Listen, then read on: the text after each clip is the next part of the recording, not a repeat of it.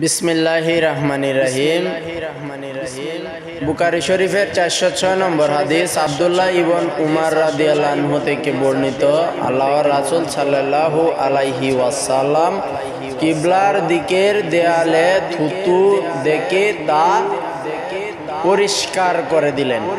অতঃপর লোকদের দিকে ফিরে বললেন, যখন তোমাদের কেউ সালাত আদায় করে সে যেন তার সামনের দিকে থুতু না ফেলে, কেননা সে যখন সালাত আদায় করে তখন তার সামনের দিকে আল্লাহ তাআলা থাকেন।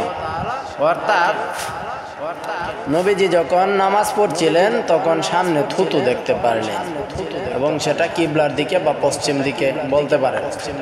সেই পশ্চিম দিকে থুতু দেখে তিনি নিজে পরিষ্কার করলেন এবং মুসল্লিদেরকে বললেন যাতে সামনে কেউ থুতু দেখে, সামনে যদি কেউ থুতু দেখে তাহলে সে যাতে ওইটা পরিষ্কার করে, এবং কেননা সামনের দিকে মহান আল্লাহ তাআলা নামাজের সময় থাকেন, এজন্য সামনের দিকে থুতু না ফেলে ডান বামে আপনার ফেলতে হবে। এটাই এইখানের বুখারী শরীফের 406 নম্বর হাদিস এবং এটা সুন্দরভাবে এখানে উপস্থাপন করা হয়েছে। হাদিসের মান সহিহ হাদিস, যার ফলে এখানে কোনো ধরনের সন্দেহ নাই, এটা চূড়ান্ত।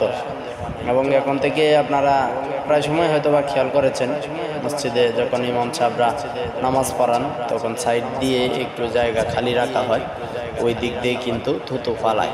তো নামাজের সময় কোনো কারণবশত যদি থুতু ফেলতে হয় সামনের দিকে ফেলানো যাবে না, সেটা মসজিদে হোক বা বাহিরে নামাজ পড়া অবস্থা হোক, যে কোনো জায়গায় আপনার অন্য সাইডগুলোতে ফেলতে হবে। ধন্যবাদ সবাইকে।